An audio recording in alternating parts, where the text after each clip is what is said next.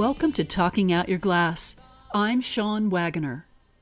Using glass as a medium to capture and refract light, David Yeshia seeks to freeze moments of transition, combining myriad elements to manipulate their visual and symbolic effects. Also a metaphor for his life at the time, Yeshia was smashing glass and rebuilding the fragments into something beautiful. A new breed of artrepreneur, he emerged from the COVID pandemic, bringing art out of the gallery and into the public marketplace by developing accessible and affordable works. A self-taught Canadian glass artist known for his signature fused glass techniques, Yeshia has developed innovative methods including his glass netting technique, glasscade, and signature free mosaic forms, exploring glass as both structure and light. He was nominated for the Emerging Glass Artist of the Year award by the Glass Art Society and has created sculptural works for government commissions and collectors across Canada. His work is sold at Walt Disney World, and his process-focused storytelling has attracted over 400,000 followers across social media, with his videos reaching tens of millions of views. Yeshia attended Concordia University Fine Arts, graduating in 2013 with a Bachelor of Arts Degree with a double major in theater and religious studies. In 2017, as an exotic mushroom cultivator in Montreal, Yeshia's business was hit hard by the COVID pandemic's impact on restaurant and food industries. At 30 years old, he moved back in with his parents in the countryside just outside of Pembroke, Ontario, emotionally drained, uncertain about the future, and feeling like a failure. Dejected, without direction, he began to experiment with glass in the stained glass studio of his father, Jeffrey Melamed, an architect turned stained glass artist. Says Yeshia, "When I was struggling and trying to rebuild my life, my family rallied around me. Their enthusiasm for my work gave me the encouragement and confidence to keep going. My mother began attending markets, my father helped with displays, shows, and accounting, and my sister brought her creativity and many great product ideas." End quote. Yeshia's business, Artglas, has expanded to Markham, Ontario, and now employs a staff of 7. Early on, a pivotal meeting with Disney's Keith Bryan inspired the artist's early series of fused glass art and eventually led to his ongoing contract to design and produce ornaments for Disney. In September 2026, Artglas will return to exhibit in The Transparent Breath, an international exhibition of glass jewelry held at Venice Glass Week. Specializing in experimental fusing techniques to create contemporary glass jewelry that represents the Canadian identity, Yeshia's Venice collection showcases his unique talents of incorporating 24-karat gold and silver into the glass. He says, "This will be our 5th time at Venice Glass Week. It was an honor to be amongst some of the greatest glass artists of our time in one of the world's most historic hubs of the arts. And it was overwhelming, connecting with artists from all over the world, sharing our work and creativity in such an awe-inspiring environment." End quote. In 2027, Yeshia's company will also expand its online education and subscriber platforms, open a gallery and second studio space, and create more room for one-of-a-kind and conceptual work. Artglas also has new commercial projects in development, including a Disney concept still awaiting approval. Says Yeshia, "As Artglas grew, I had to learn how to wear many different hats, including artist, maker, employer, marketer, content creator, educator, salesperson, and business owner, while still preserving the meaning, symbolism, and quality of the work." Many thanks to the sponsors of this episode of Talking Out Your Glass. Sunshine Glassworks, Glass Accessories International, Ed Hoy's International, Morton Glassworks, The Glass Place Montreal, Inland Craft, and Wismont Glass. For more information on our sponsors, visit talkingoutyourglass.com, click on Episodes Season 11, and David Yeshia. David Yeshia, thank you so much for joining me on Talking Out Your Glass podcast. Thank you, Sean, for having me. Excited to be here. Years ago, you were running a gourmet mushroom farm in the eastern townships of Quebec. You had partnered with a well-known chef and had a small operation in, is it pronounced Quaticook? Quaticook. Quaticook. Yes. You grew oyster lion's mane, shiitake, and chestnut mushrooms, supplying top tier restaurants in Montreal and the surrounding towns, as well as selling those at farmers markets. What were your favorite aspects of being a mushroom grower, and what was your top seller? Top seller is a tough one because we would sell them in mixed bundles, like by the pound. So we would mix and match. They were beautiful. They looked like bouquets of flowers. Like everybody asked us, the first question everybody asked was, "Are they edible? Can you eat them?" But we said yes, they're edible and they're family-friendly edible mushrooms. To clarify for everybody. So we would mix and match them. Rarely would people just get like 1 pound of lion's mane, 1 pound, because it was new to a lot of people at the time. This was 7 years ago. So we would they were all bestsellers. Lion's mane was a big hit. Pharmaceutical companies want lion's mane for, treating Alzheimer's, things like this. So lion's mane is a big one. Shiitake was kind of the safe bet for everybody. My favorite part was probably the markets. Doing these markets, and getting out there and going to restaurants, like taking my dad to a restaurant that we were supplying the mushrooms for, and it's a top tier restaurant. Sit down, have the chef come out and, make us a mushroom dish with the mushrooms, and being able to go into these places, walk to the back, meet the chefs and bring them the produce and see how like the back end of this industry was working. And then to go to the markets and meet people and see their expression, have this like, the most satisfying thing, I think, is growing food for people. Of everything that I've tried to do in my life and attempted, growing food is just so satisfying. It's you're nourishing people. It's hard work. It's rough, tough work. Especially mushroom farming was like, it's not glorious. It's wet and dark and like working in a cave all the time. So, but then seeing people and the joy and the meals, being a part of their meals, being invited to dinners, and it's just to see that, I think, transformation. It's a full transformation. It's not just you turn a seed into a flower. It's you turn a seed into a flower, into art, into something for somebody, turns back into a seed, and then it keeps growing. And that type of regeneration, I think, is something that I naturally move towards in my life. So it makes sense that there's a connection between mushrooms and glass, for me at least, in that way. So, like many people, the COVID pandemic really affected your business. Tell us what happened. That was probably the catalyst of shutting the farm down. Also, there were limits in Quebec to get to where I wanted to get with the farm. And it had just sort of come to a natural end. So me and my partner sort of split up, and then I found myself at 30 years old back in my parents' basement in the country in Pembroke, Ontario, smashing glass and, putting the little pieces back together. And, I think it was a symbol of my own life, what I was doing at the time, trying to take these fragmented experiences and bits of, trying to make something of myself. My life has been very nonlinear. Like it's been theater school, and then I, lived at an ashram for a year in the Laurentians in Quebec, and then I came back and was a yoga teacher, and then it's just been very, up here and down there and all over the place. So I think at 30 years old, when it was all falling apart, it felt dire. It felt urgent. And I found myself having a real difficult time starting from scratch. And I think an ideal age for that to happen, because you feel like you should be, in some level of achievement by then. I think most people do. So it's really hard to have to start from square one. Oh, yeah. A nice Jewish boy like me, you should be a doctor or a lawyer, an accountant. What are you doing with your life? Eating bagels in Montreal.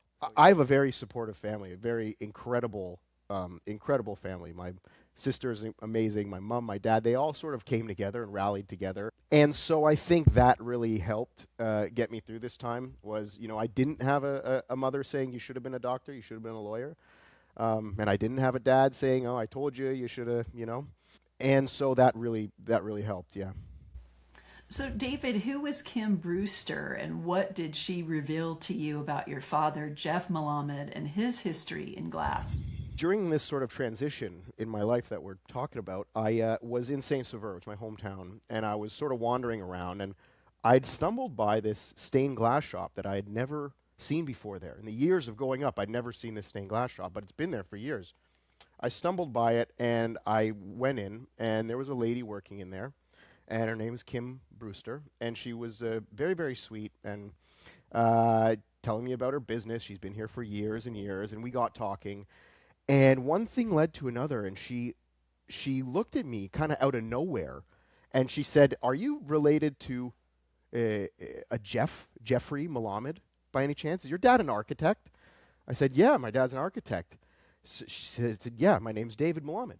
She goes, "One second," goes to the back, and she pulls out a book like this big, a photo album, and goes all the way to the end of the book, and it's a picture of her and my dad.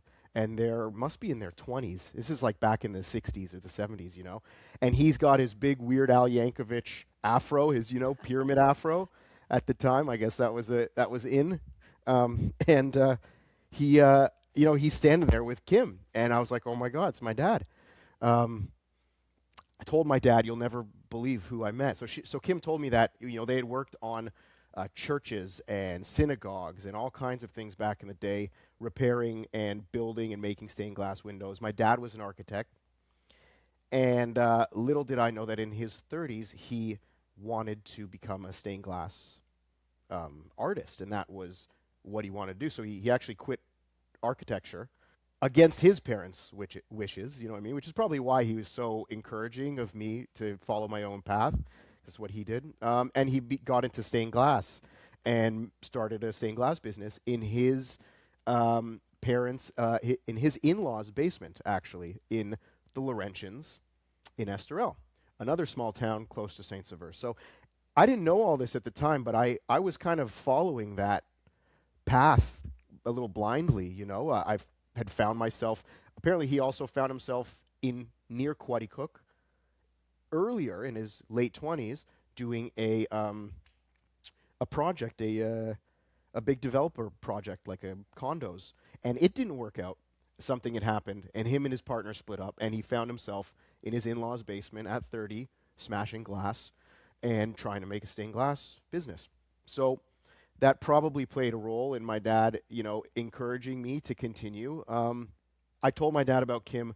We went back to Saint Sauveur and had a reunion. I think it had been, 30 years or something since they'd seen each other. And Kim showed us her kiln. And she said, "This is what I'm doing now. I'm fusing. It's this cool new thing." And we didn't know anything about it. I'd been doing lead came stained glass for my dad when I was, since I was 13 years old or something, and never heard of fusing. And so she showed me a kiln.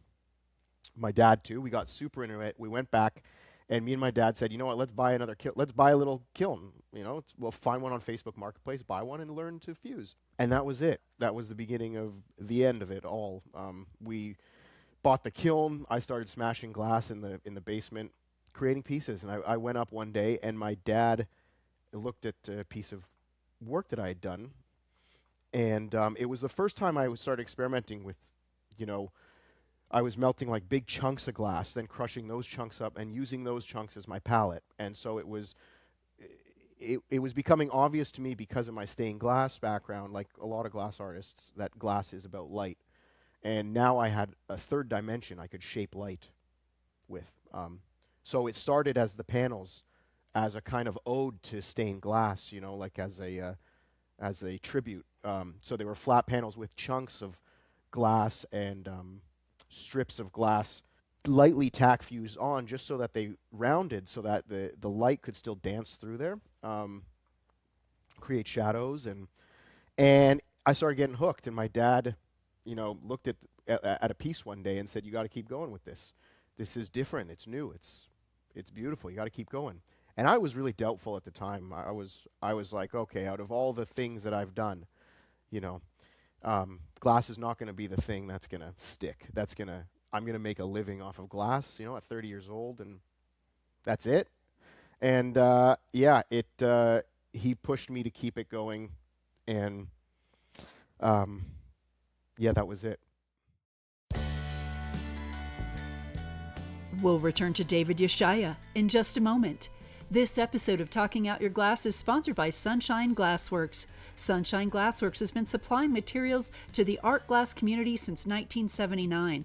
Whether you are an avid hobbyist or a commercial studio, you will find the glass and supplies you need served with knowledgeable support and efficient shipping. Sunshine stocks a broad range of paints, stains, and enamels from Ruche, as well as FuseMaster enamels. Visit sunshineglass.com for complete information. This episode of Talking Out Your Glass is sponsored by Toyo Supercutters, preferred by glass artists worldwide. Toyo is distributed by Glass Accessories International on the web at glassaccessories.com, where you can check out the entire line of professional quality Toyo glass cutters. Find your long-lasting cutter in a color or handle style that meets your needs at an authorized Toyo dealer, now on Instagram at Toyo Supercutters. This episode is sponsored by Morton Glassworks. Morton Glassworks makes tools for glass artists who want to take their ideas further, work more efficiently, and spend more time creating. Whether you're building your skills, developing your own style, or exploring new possibilities in glass, Morton gives you the tools to bring your ideas to life. Morton Glassworks is proud to see artists like David Yeshia discovering the Morton system and using it to expand what's possible in glass. For more information, visit mortonglass.com. And now, we return to David Yeshia.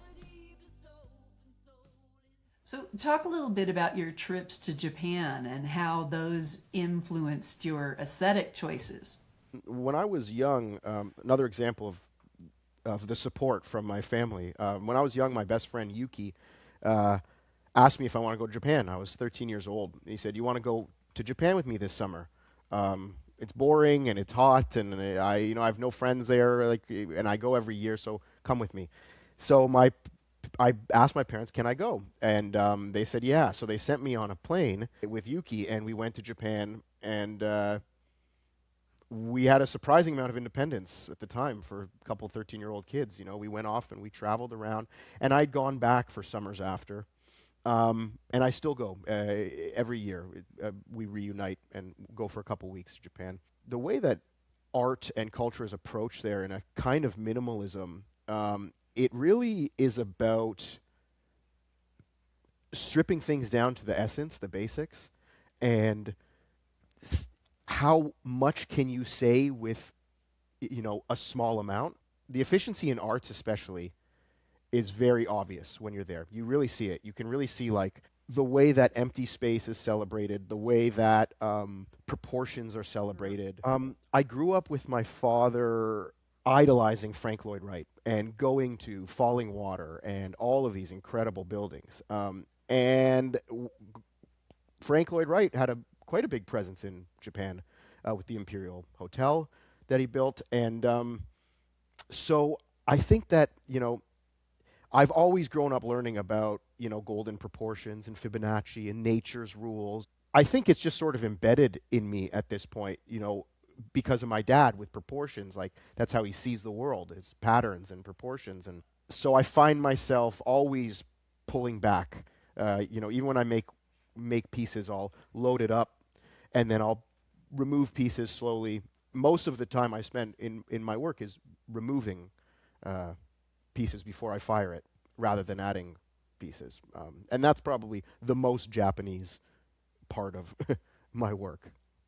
So tell us about your trip to Disney World and meeting Keith Bryan. During this whole transition, while I was experimenting with glass as a hobby, my family and I had gone to Disney World. We'd been going since I was a kid. I was there watching some of the glass blowers blow some Mickeys and things like that, and they were working they were doing lamp work, torch work in the shops in Disney. And I'd been watching, and then they'd been talking to me about glass, and I must have asked a question that was a bit too specific or something, are you using 96 or 90 or something like that? And they were like, "Oh, you're a glass person." And I said, "Yeah, I've dabbled. I do a little bit of fusion." And they said, Disney just decided they want to do a glass fuse glass workshop in Epcot. And they're all glass blowers. so none of them know how to fuse glass. And she said, if you're in town for a little bit, the manager, he just became the manager, but he was an artist, he'd love to pick your brain about fusing. He's heading the project. He doesn't know anything about fusion. So I didn't want to say at the time that I didn't really know anything about fusion either, but, I was like, yeah, I'll talk to him for sure. So I gave him a call, and he picked up the phone, and he basically said, thanks for calling, but we don't need any help. We're good. We're all good. And I hung up the phone, and I was on the bus with my sister at the time, and my nephew and her husband. And I remember saying to them, "Oh man, I'm gonna kick myself in the butt if I don't follow up and just call again." And so I called back at risk of being annoying, and I said, "Listen, Keith, I'm in town for another week. Just let me come cut glass for you. Like, I can cut glass, I could do whatever. I've always wanted to see the backstage of Disney, and yeah, I'm here." And he said, "Oh, again, thanks, man, I appreciate it, but we really don't need the help." He said, "But I am glad that you did call back, because it just occurred to me that we don't have any fused glass products. So if you have work that we like, we just got to fill some shelves for now. I can't promise you anything, but maybe send me some pictures, and if we like it, maybe we'll take it." So I went home, and I told my dad, and I said, "Yeah, we have this opportunity here. It's kind of a long shot." And he was like, "Go for it." So he started buying wood and making bases for my pieces, and we started building the business just to service Disney at the time. So we started creating the product, and he was helping me with, making the bases and cutting the slits in them and the inventory sheets, and a bit of an art director too. He's a good critic, and so over the course of 2 weeks, I'd come up with about 75 pieces, and I sent Keith pictures. They weren't big. They were about this big. Some of my abstract work. Now, Keith had lived in Japan for 30 years. He's from West Virginia, but Disney had sent him over to Japan when he was, I guess, in his 30s, to work as a glassblower in Tokyo Disney. And he went and fell in love, met a Japanese girl, got married, and then Disney called him back to Orlando, probably about 2 years before I had met him. So it was just this kind of like conversion. And then him and I really connected about Japan. So that first conversation, he said, "Thanks, but no thanks." I built the pieces, sent Keith, the email, and he called me back right away, and he said, "Listen, man, I really like the work." He said, "I haven't seen anything like this." He said, "That doesn't mean it doesn't exist out there." He said, "I just haven't seen it. And I've been in this world for a long time." He said, "It's really unique, and I think I like it, and I want to give it a shot." He said, "How many can you make, and what's the price?" So I said, "How many do you need?" And I gave him a price, and they bought all of them. Well, what happened was they said, "That's great, we'll take them."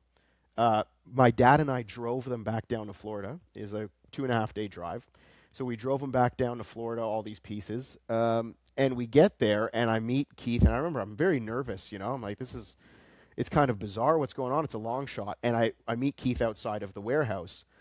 And he comes out, and he starts going through, the pieces. And he looks at them, and he says, he goes, "Man, I like them. Okay, give me a second. Goes in, takes 2 pieces, goes inside, comes back like... it must have been 30 to 40 minutes later, and my dad's off hiding in the bushes somewhere, like peeking through to wait to see what's happening, like an eager, nervous parent, And Keith comes out, and he said, "Listen, I brought him to my boss. He likes him. I love him. My boss's boss loves him. My co-manager thinks they look like shit, but hey, not everybody got Led Zeppelin when they came out." And that was probably the biggest thing that kept me going, was Keith saying that to me. That meant a lot to me. Compliment. Yeah, especially for somebody who likes Led Zeppelin. Yes. Yeah, maybe if I was one of those people that hated Led Zeppelin, it would be a different be a different situation. But yeah, I was like, whoa, thanks, and to him that was like worth it to give it a shot. So he got them on the shelves in Disney. Um, None of them sold except to my mother. One of them sold to my mom, but COVID had hit, so that was kind of the big thing. Everything died in the parks. Keith and I stayed in touch because we bonded over Japan, and we would talk on the phone for hours and hours. And 2 years later, he was like, "Man, Disney's on my ass for ornaments, and we can't make enough ornaments." And I said, "Keith, look, I owe you everything. You basically started my business, and I make ornaments. Let me make you ornaments." And again, same thing. And he liked them, and they bought a few thousand ornaments, and to this day, year after year, they order, and it's nice. We get to go to Disney and see our work in the parks and downtown Disney, and yeah, it's nice to see that connection of something so small that's connected to something so big at the same time, but it still feels personal, which I always am surprised by that. And what if you wouldn't have called back? I mean, so many people wouldn't have called back or kept on it. And just the fact that you were tenacious and you kept with it made this huge difference in your career. Yeah, there's a lesson and also a pressure that I find in business that when you learn that, you feel like, ooh, like when you see an opportunity that's there, there's a pressure to not miss it because you know how important that could be. If you're just in the right place, the right time, and you're tenacious and you are, so that comes with a kind of pressure too, with chasing opportunities. And, I think what I have learned, though, is that there aren't really opportunities that are lost, Like that's kind of like the whole failure thing. I can't say what would have happened if Keith hadn't given me that shot and saw that in me. But I think at now, after 7 years of being in business and in this world, the business is about 5 years. I've been in this world for about 7. I can say, well, I've seen good opportunities that I've missed. I've seen bad opportunities that I've taken. All kinds of opportunities coming and going. And in the end of the day, you make the best out of whatever opportunity you get if you want to, and that's it. And the Keith situation could have gone both ways, and I mean, so I think that's important. Is like to be tenacious, but to not beat yourself up and stress over missed opportunity. And to Right. know that it's always coming up. There's always things coming up. Another event that impacted the trajectory of your career in glass was the One of a Kind show in Toronto. Tell us about that event. Yeah, so we had a bit of an opening in there because after COVID, there was like a lot of spaces in One of a Kind, and so there was an opening for new vendors in the show, and we had Disney as our main client now, and I just started establishing myself as a glass artist, and One of a Kind accepted our application, and we ended up participating in the show, and it was just a hit. We didn't know at the time. It was just me, and then I had poached the post office guy because he saw me coming into the post office every day with more and more packages of glass, and he was like, "Hey, what do you do?" And I was like, "Oh, I'm a glass artist. I make glass ornaments and artwork." And he was like, "Oh, cool," and he wanted to learn, so he started coming by the studio. And eventually I poached him, and he became my first staff. So it was him and me at the show. We were shocked. I mean, we had one spinner on the outside of our booth, a little black spinner that had cards in them, and the cards, we had mounted our ornaments on the cards just with a hot glue gun. And the idea was it was like a gift in a card, like you could, give the card with a little saying, and there's an ornament on it. And we had just a lineup every day down the row around this one spinner for our winter wreath. It was probably our most famous ornament, just a very simple, clear, crushed glass wreath, tack fused together with bits of green and red in there sprinkled about. That was like our first, and they were all a little messy, all a little bit different, and it was very charming because of that. And it was crazy. It was like, whoa. And then we realized, okay, you know, this is the direction I got to go if I want to continue being an artist full time. I've got to minimize my work into something that's affordable, but still keeps the essence.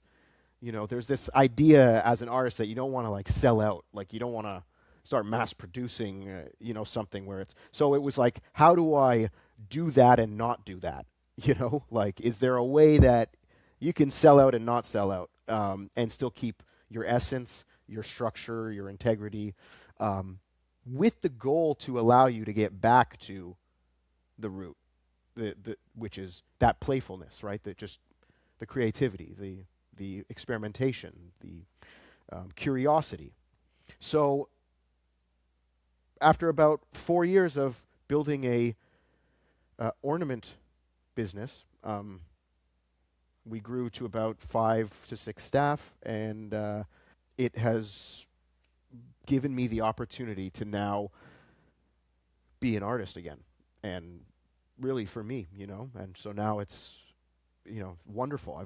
It's been a beautiful journey. It's and the expansion has been incredible to see where this is going. It's been a full sort of circle with my own commitment to glass, and then now where I'm back at. It's like I feel like I'm back at baby glass David again, you know, like back in the beginning. And it's really nice. It's like seeing things again with fresh eyes.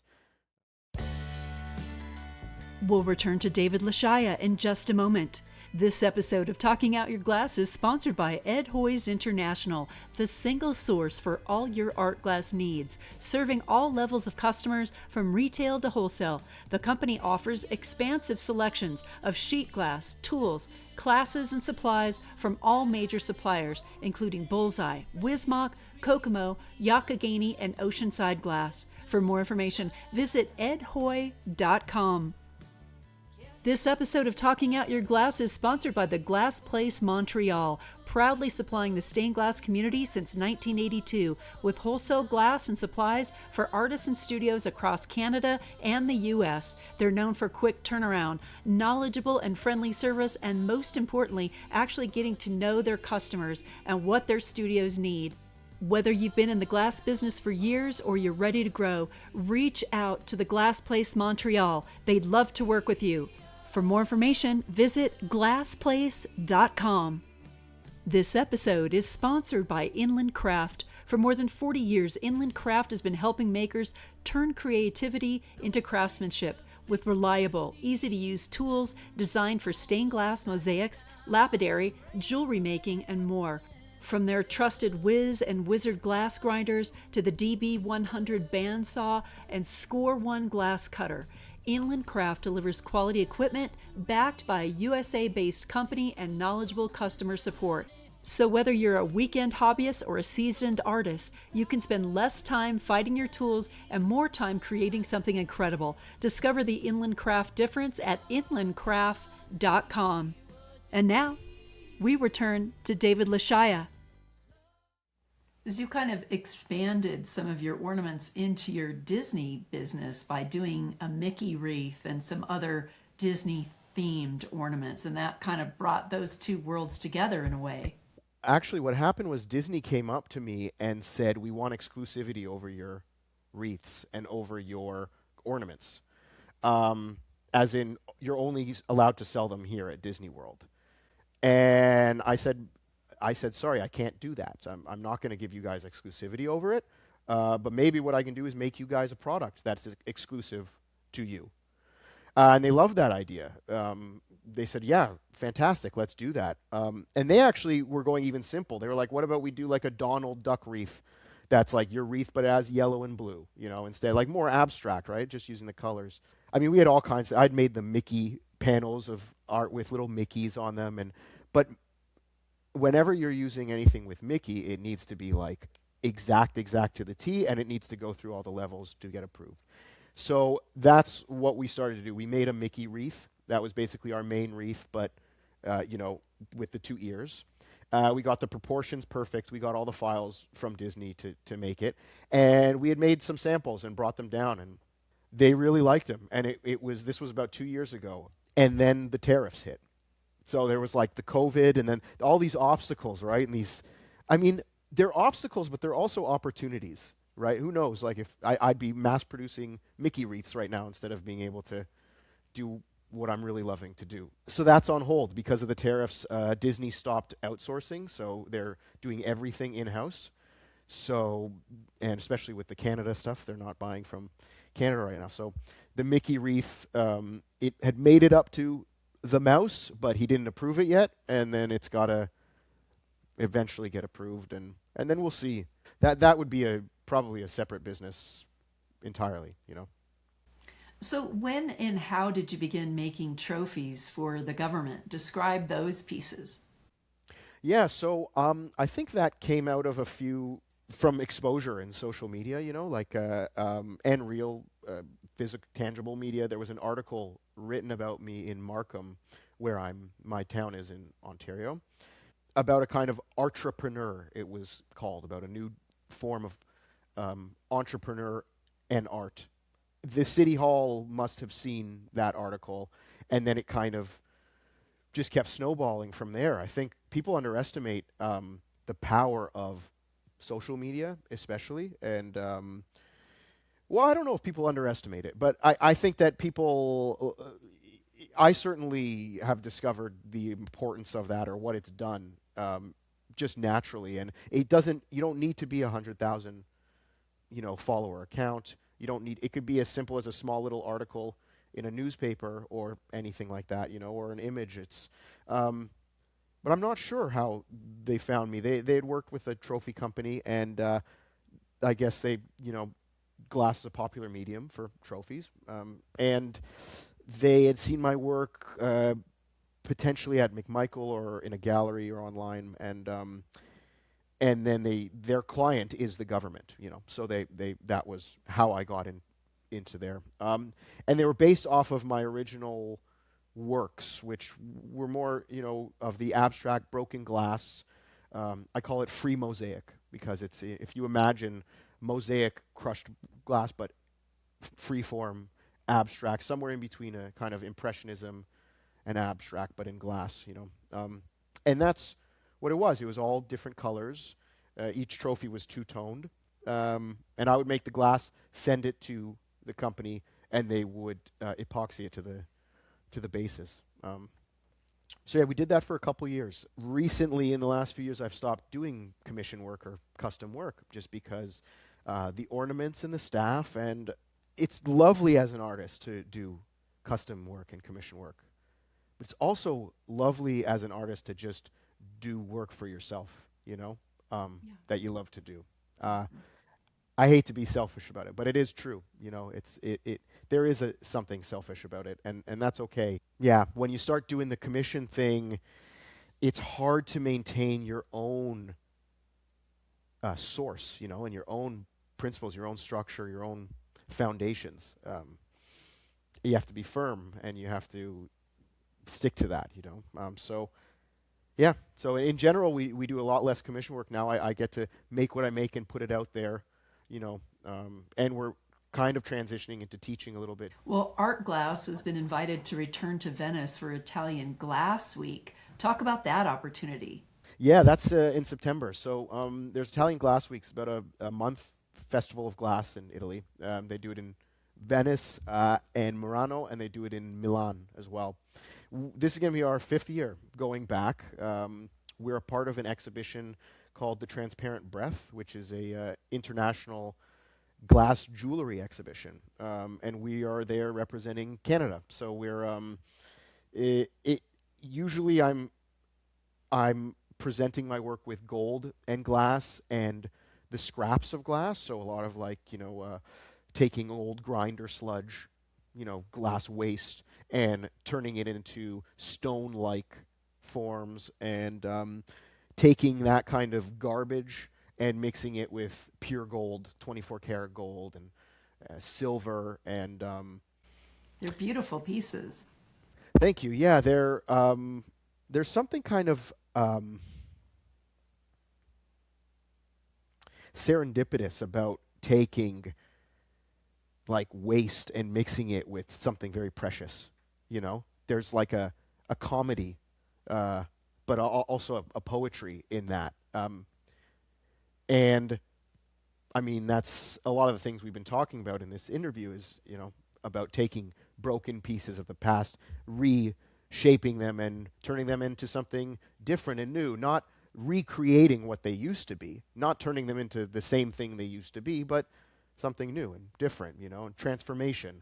So a lot of my work, well, glass as a medium is transformation. It's like that. It's the whole essence of glass about transformation in between states and transformation of light and transformation of solid to liquid. And I mean, it's just so much, and maybe that's why as an artist I'm gravitating towards that medium. But that's what it's about for me. So Venice has given us like a space to connect with other glass artists in a way where it feels that this world that feels so big is actually very small. And it's always surprising to me and shocking, like when I'm there and the whole city is just glass artists and glass people. It's overwhelming, actually, because it's just, I imagine it's like being in California or Hollywood during like a film festival or something, and being an actor in that world. Yeah, your local pizza guy is a glass artist, and it's like those are your people, yeah, and they're all regular people, but doing incredible things, and so it's like it's very powerful to be in that community and humbling to be there and amongst all these incredible glass people and the guidance and and actually have we're actually sponsoring a Murano glass artist who is working in our studio right now from the repeated Venice trips. The ladies that run our gallery, our exhibition and the gallery there, asked if we had an opportunity for somebody to come work and do a little internship with us. So she's been with us for a few months from Murano and is making glass in the studio. Artglas has grown into a full studio with a staff of 7. What are the biggest challenges of juggling so much and wearing so many hats? And are there days where you wish it was still just you? Oh, that's a tough one, because I don't know if the lone time that I have in the studio is precious because of the community that has been built around this. That feels good. So at the end of the day, when everybody leaves the studio and I'm in that space and they've cleaned up and it's, I'm doing some work and there's good energy in that space. Like it feels good to be there, the staff and everybody, it's just like I couldn't ask for a better workplace to work in. It's very cozy and a warm environment and a creative place and a supportive place. So, yes, I enjoy being in that space alone. But that space carries the energy of, the team and the crew. And they put a lot of very good energy into that space and good work. And so, yeah, I would say I don't really miss that, having my own space. I do feel that wearing the different hats in this business, it was very difficult to do that at first and very stressful. But then I realized that my creativity was coming in cycles, and I was able to kind of manage to fit in. I realized that when I wasn't feeling creative, I was feeling like doing tedious business stuff. That was a easy thing for me to do that wasn't stressful. But when I was feeling like being creative, the tedious business stuff is like terrifying to do. So I found that I found a good system that worked for me when in the lull times of my creativity, instead of forcing myself, like you get that writer's block, instead of forcing yourself to push through it, I would forget about it and work on the business, do the mundane, non-creative stuff. And that would kind of recharge my creative battery. And then I'd get back into being creative, and I would be, having fun with it, not stressed out about it, so I think that the many hats for my personality allows me space from all the different stress points in a business, and some freedom from those things to be able to pick it up and come back, and taught me that, like, all you're doing is putting out fires all the time. So, there's no point getting stressed about another fire. You got to expect that something's going to catch on fire and you're going to have to put it out. And that's a part of it. But then managing people, I think, has been hard, and relationships and dynamics. Like, it's not easy to keep that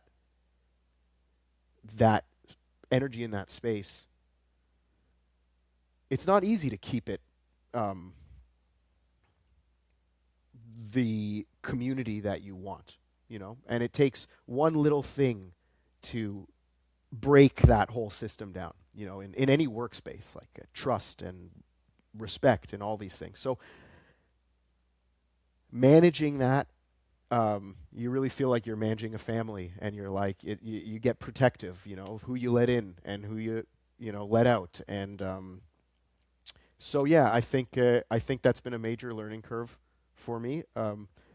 But being a boss is just like another hat that I'm wearing. And I tell the staff that all the time. I'm like, listen, guys, this is a role that I'm playing in this as well. And we all have our roles, but I'm learning this too as we go. Like, I'm making it up also and trying to figure it out. So, and I think that gives us all a bit of a level, like, playing field to have some mutual respect for everybody in the workplace, and helps us manage the growth, because the growth has just been it's been extreme, and we've all been chasing our tails a little bit.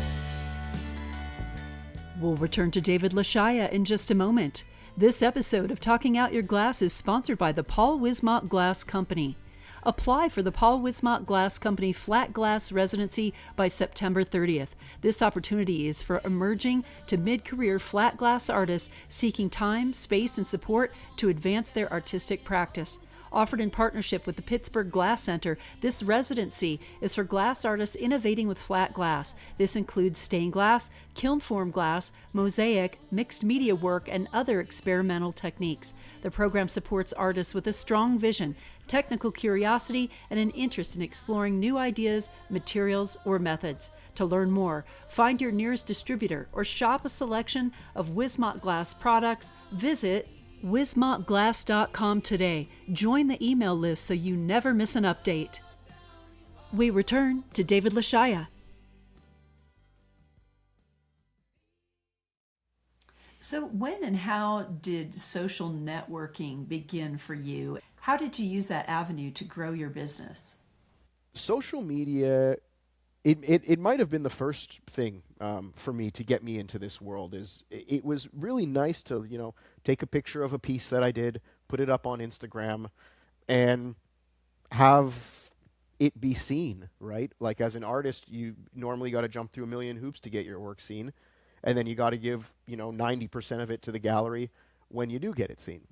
So it's a nice way to be able to, get the feedback for your work. There's something there, As much as I hate to admit it, I think a lot of people hate to admit the dopamine social media, like, rush that they get from, a viral video or something. The design of social media, unfortunately, is to give you that rush, and that's what keeps you coming back. Can I ask you, David, do you do Instagram, TikTok, and Facebook, or which of those do you or don't you do? We do all of them, yeah. We do Instagram, Facebook, TikTok, YouTube.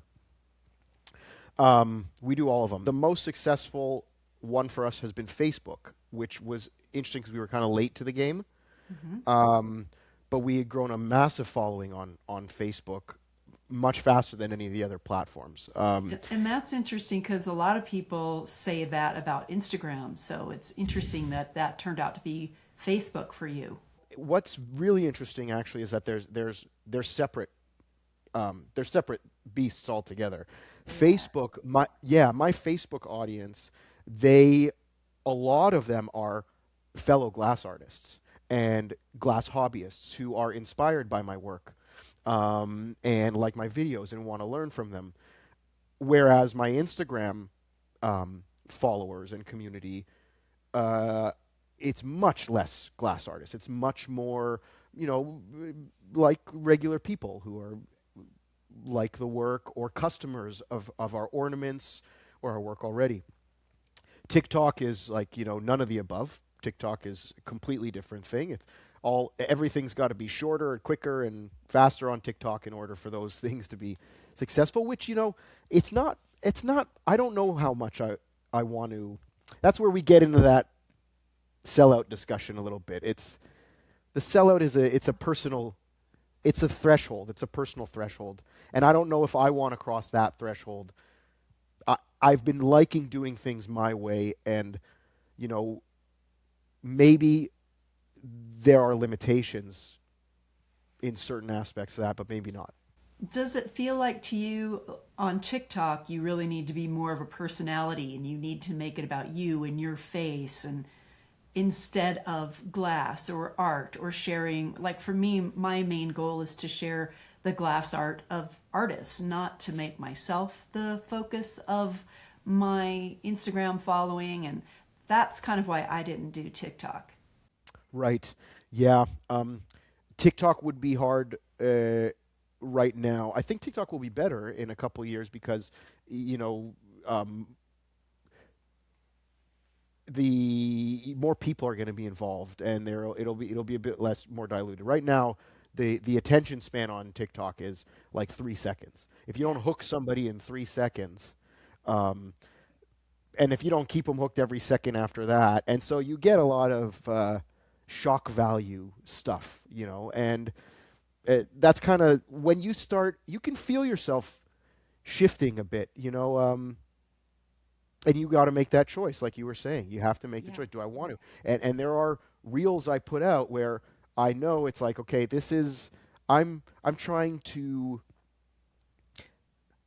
There's this idea you can beat the algorithm, and you can figure it out, and then you're gonna, like, okay, each video has to have A plus B plus C plus D in order to go viral, but that's not really true. There's a randomness to the whole world of viral videos.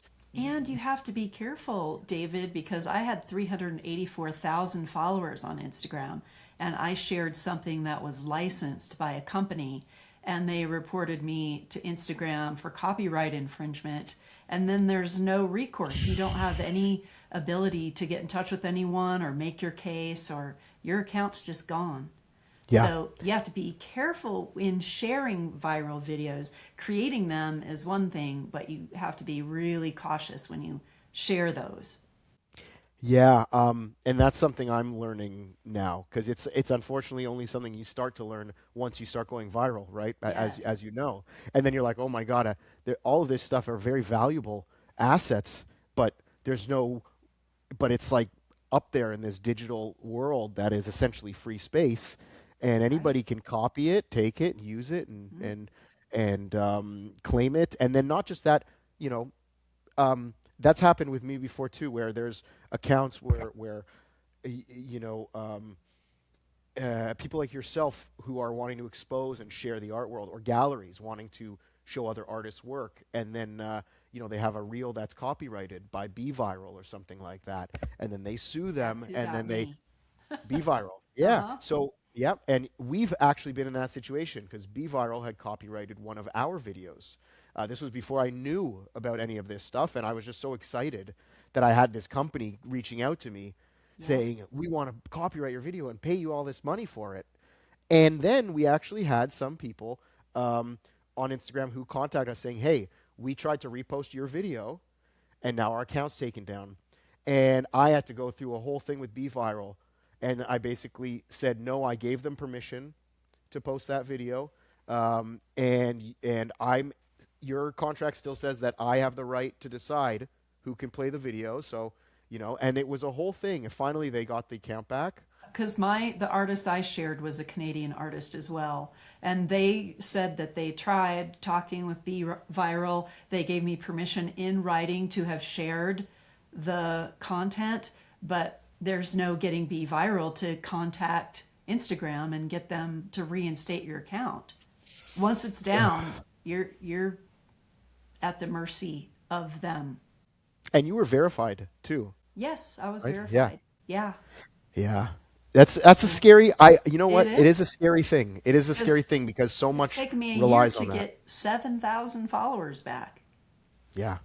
A year for that. Yeah. So it's Yeah. almost like you don't want to do it at some point because it's kind of this ridiculous 'Cause- game that wastes a lot of time in some ways. I do like sharing glass and glass artists and events. That is my main goal, is to promote glass and glass artists.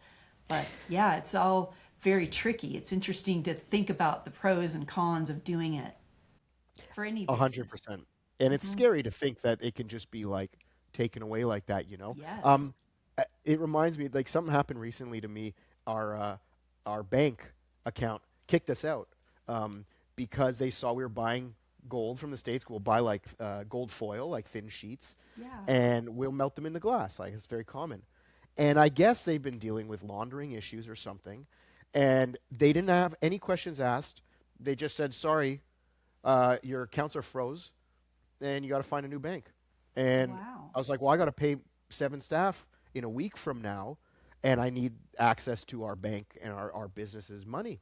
And yeah, that was it. So I had to, and I called a friend of mine who's a jeweler.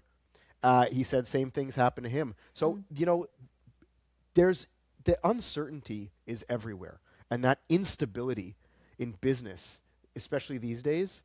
I mean, oh my God, every Christmas, right before Christmas, Canada Post goes on strike.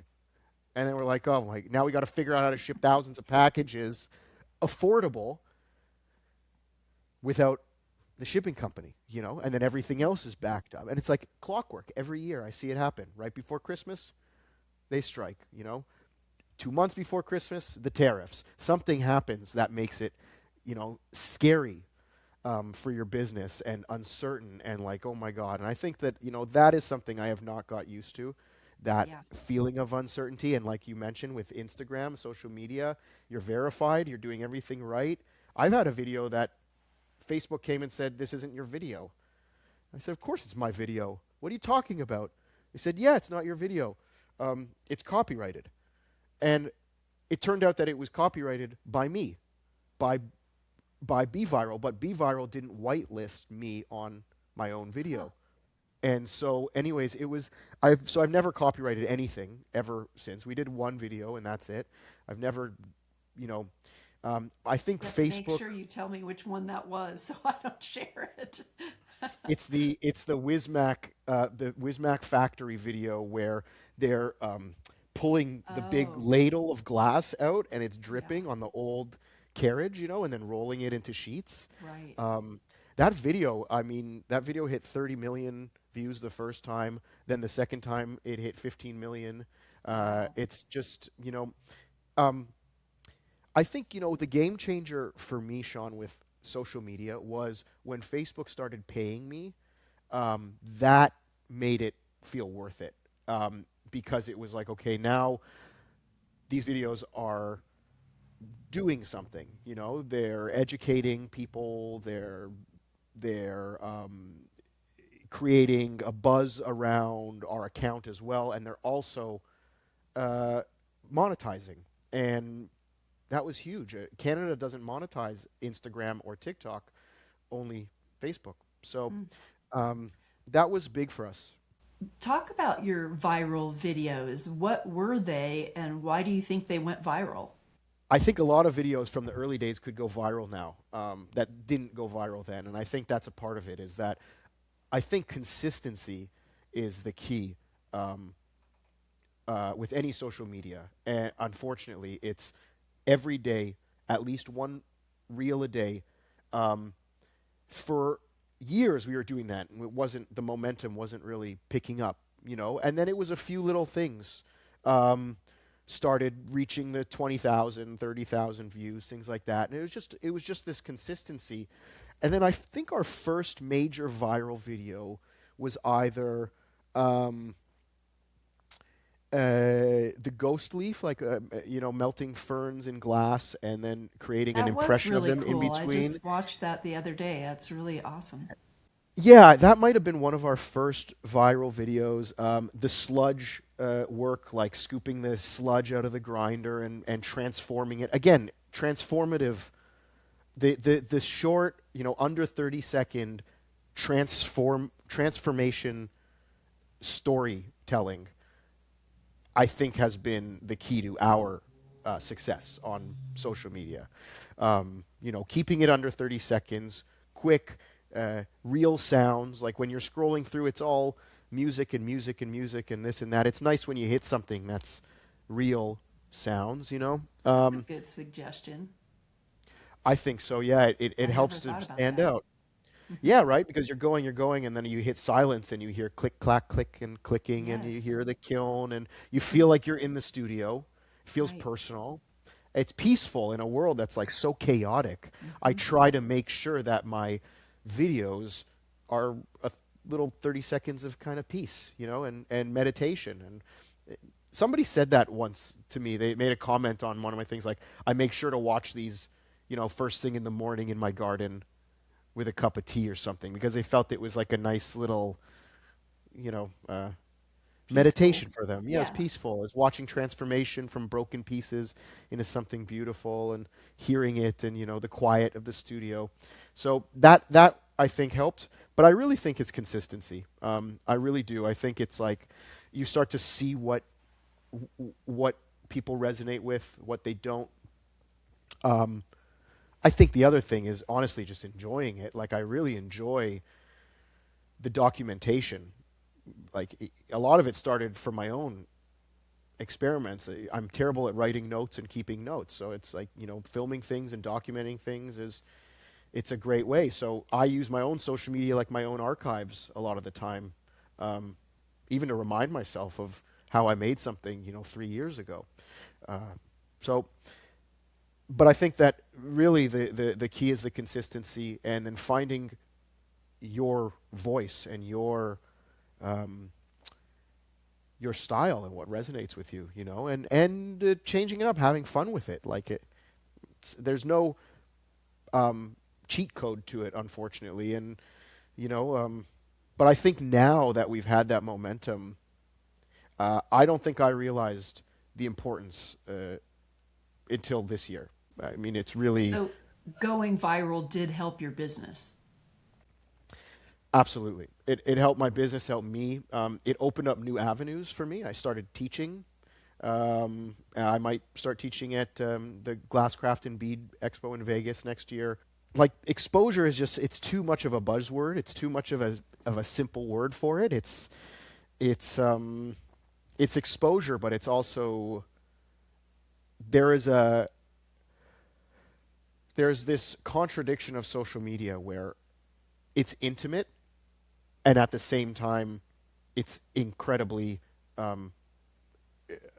vast and massive, and the opposite of intimate. So you have this reach, but you also have an ability to be very personal with people, and I think that's like the biggest thing about it, is on Facebook responding to questions and messages and people and talking to people, and communities, and encouraging community. You see a lot of people these days who are gatekeeping, and they don't want to show you their process, and they don't want to reveal what they're doing, or they're using AI, and their skepticism online is crazy. It's like, and so I always want to feel like there's that personal connection. Otherwise, what's the point of doing it then? And then it becomes cold.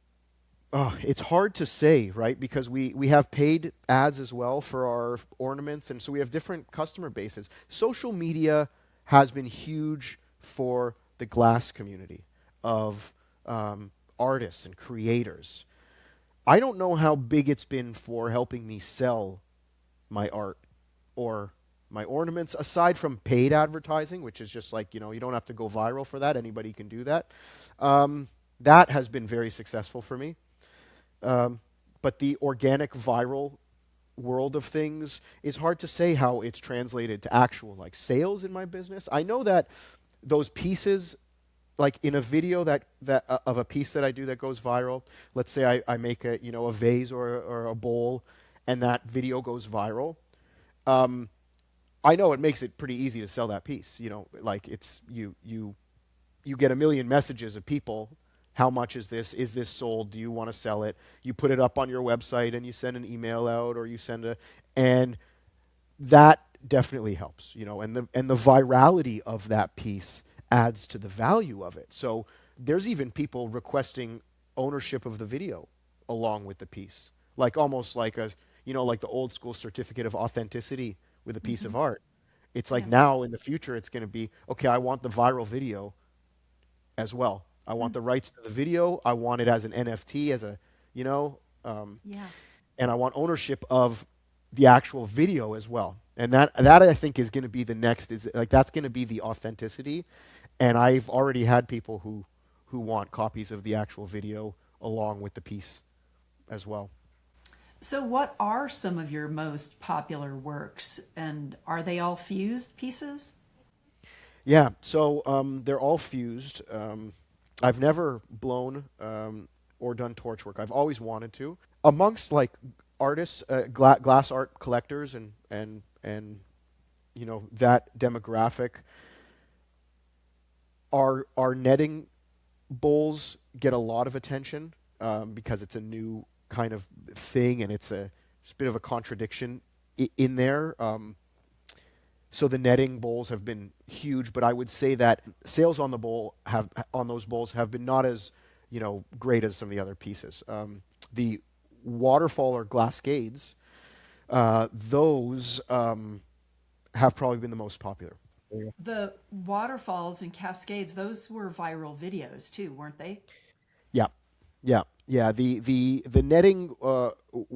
netting bowls went very viral, and that's when I decided to start teaching them as well, because so many people were asking questions from the videos, wanting to figure it out.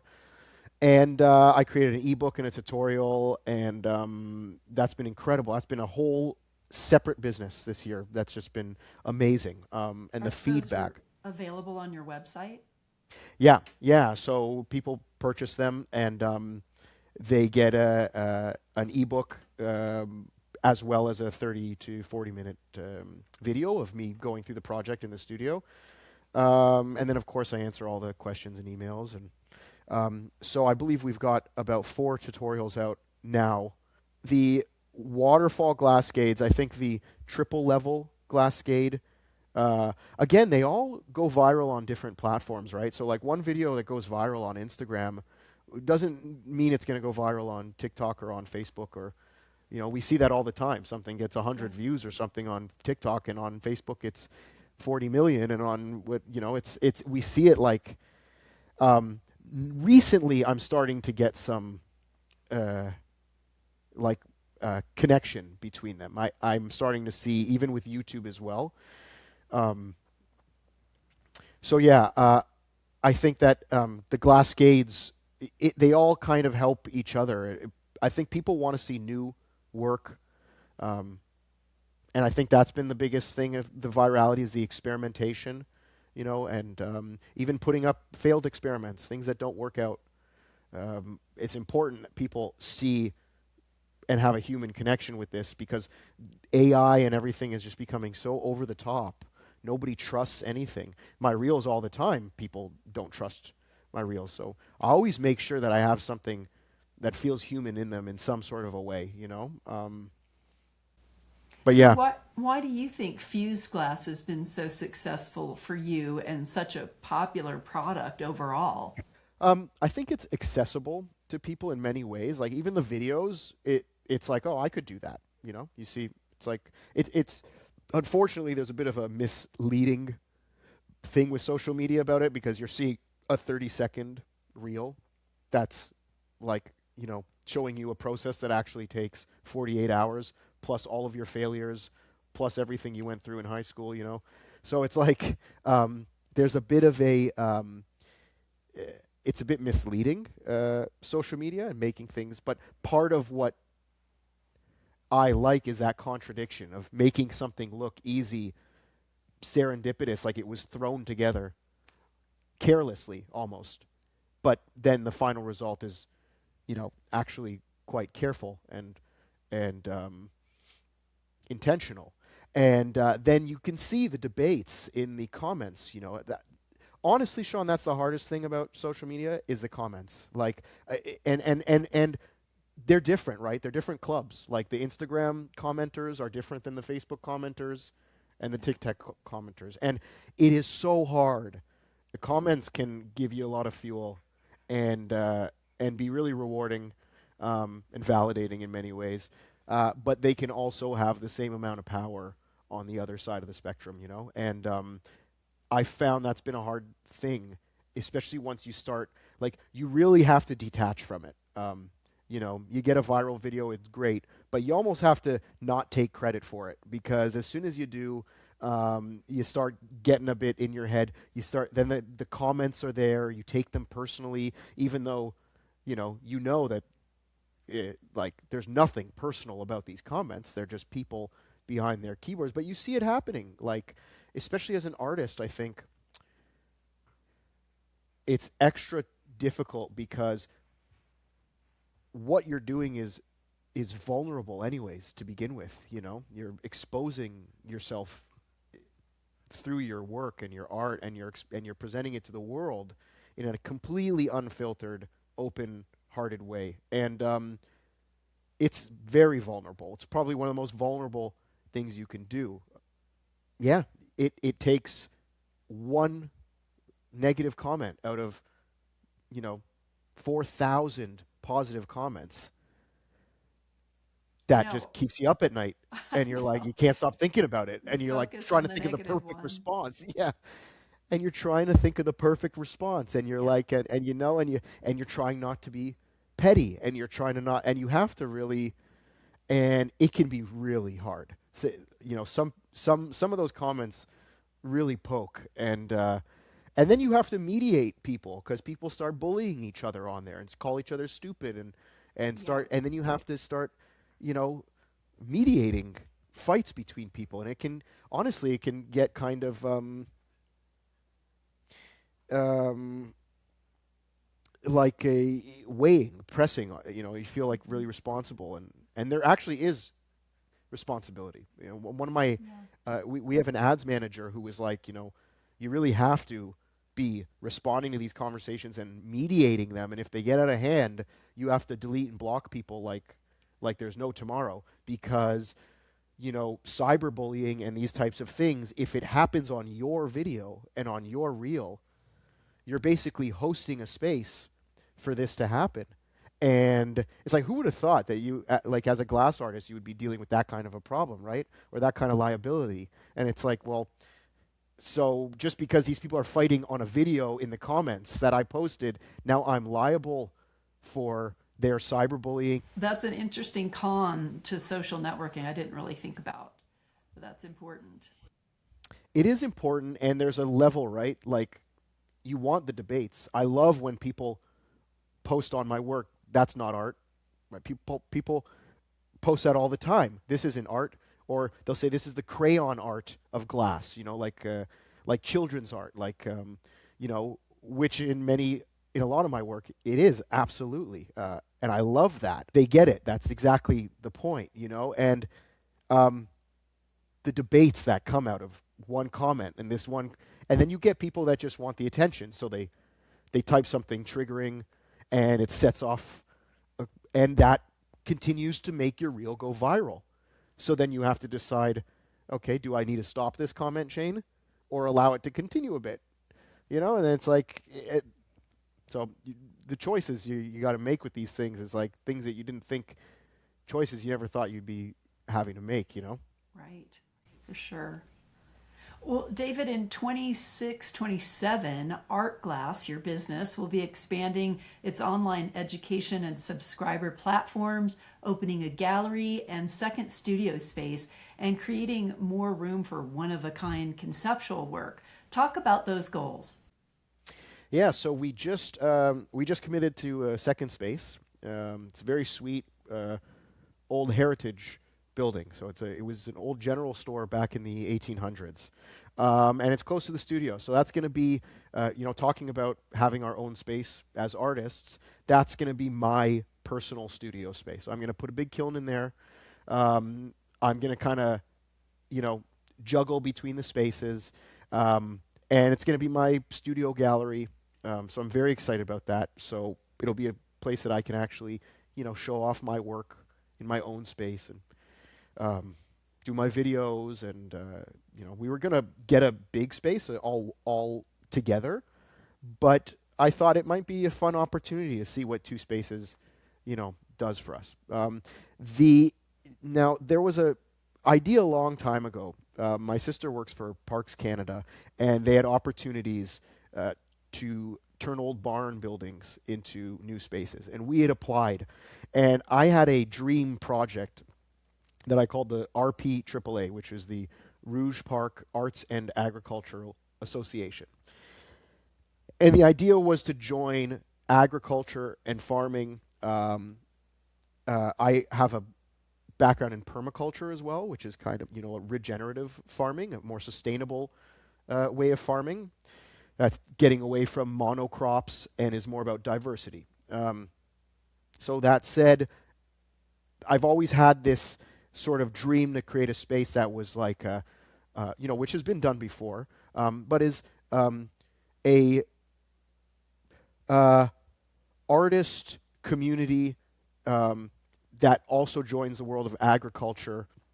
This space would have, resident artists. It would be a place that would have studio space and painting space and a food forest, and people would upkeep this, community gardens, workshops, markets.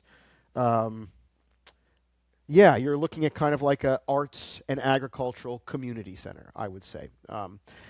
And this was we got pretty far with this idea with the Rouge. It was something I was working on with my family, and everybody was on board. And we made it to second place. It was a microbrewery that ended up getting the space.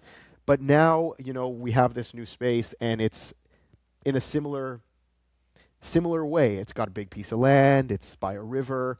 And I could see this kind of dream continuing, maybe join some of these fragmented pieces of my own past and put them together into something that, feels holistic but diverse for me, which is, I think the most important thing that I've learned in business and as an artist and in social media is diversity. Like diversity is the key to everything. We have, 100 different ways that our business can make money to sustain itself. And that's been huge for us rather than having one. So I think that's the biggest thing for the future, is to continue to be diverse in all aspects of my artwork, my work, what we're doing, and continue to have a sense of curiosity. And,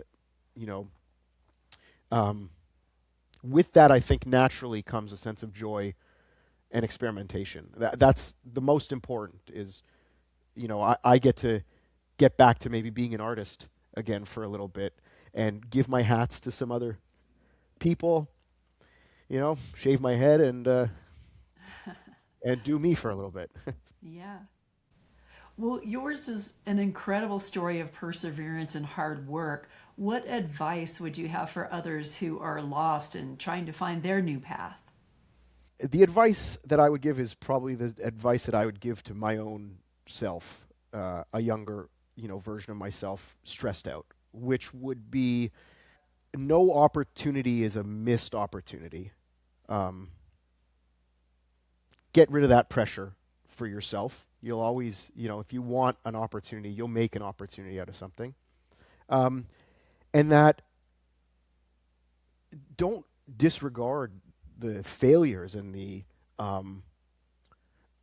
broken parts of your story and your journey, because those are the pieces that are going to be making up this new beautiful thing that you're doing right now. And like that's what I have to communicate to myself in my work all the time. That's probably what I am reminding myself of in my work all the time, is that it's not about ignoring the garbage and the waste and the disappointments and the failures. It's about celebrating all of that stuff, because when you celebrate that stuff, that's when you transform that stuff. And so the transformation is the most important thing. And I think if you're seeking transformation, then you will always be seeking a way to turn the scraps into something beautiful. And I think if you can look at it like that, then nothing is good or bad. Things are just, complex. And making things more complex is the goal and is exciting. And, I think you have to be okay with a level of uncertainty, and be comfortable with that and enjoy that, and accept it. And I think that once you get to that level, it becomes fun. David, what are the three most important elements of your success?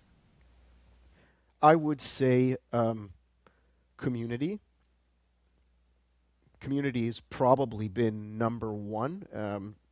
Nurturing, participating in, cultivating, creating, leaving sometimes. All of those things. But community is very important, because community leads to resourcefulness and resources, and also, helping other people, which grows.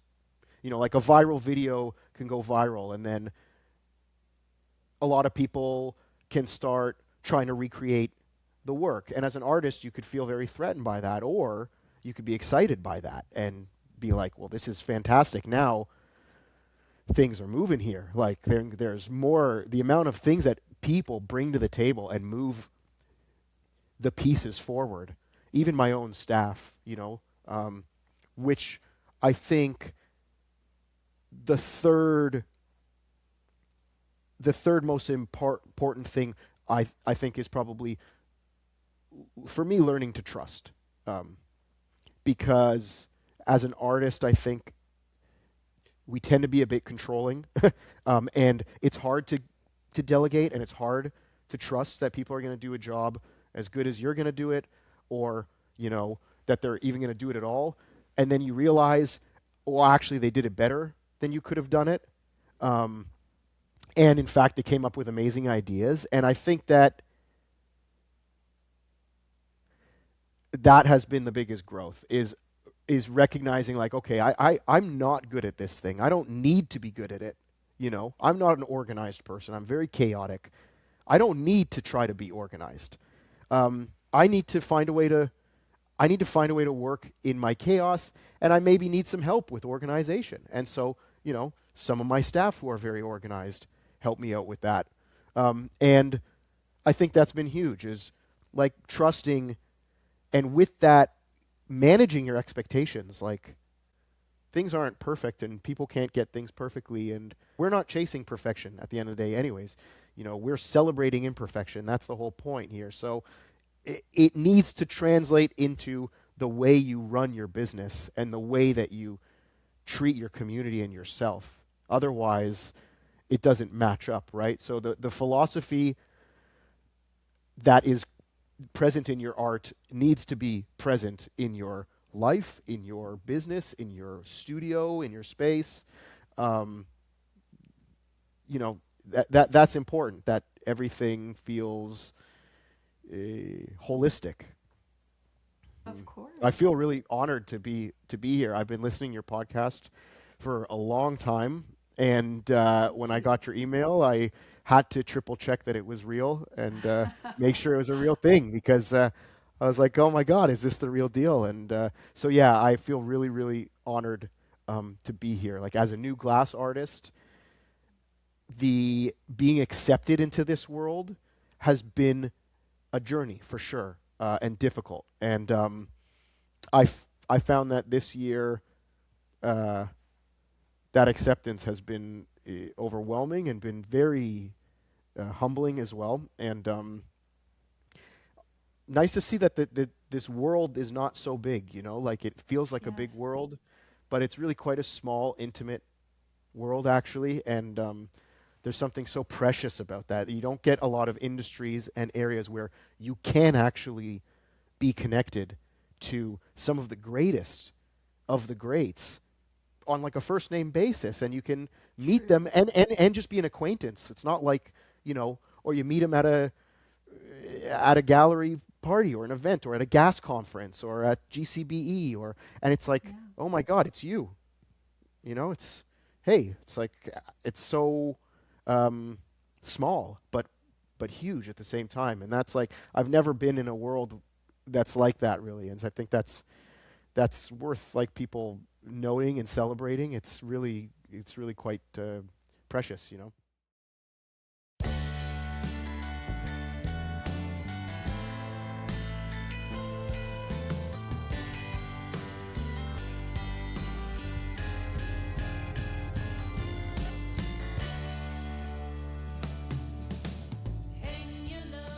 Thanks for tuning in to Talking Out Your Glass.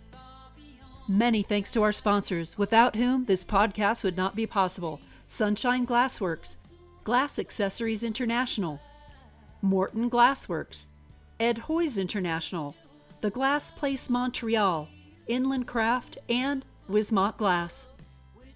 To support this podcast, please make sure you're subscribed to Talking Out Your Glass wherever you stream, on YouTube, and following on Instagram and Facebook. Help me reach my goal of 1 million total downloads in 2027. Stay tuned for more great episodes, and thanks for listening. Until next time, stay glassy.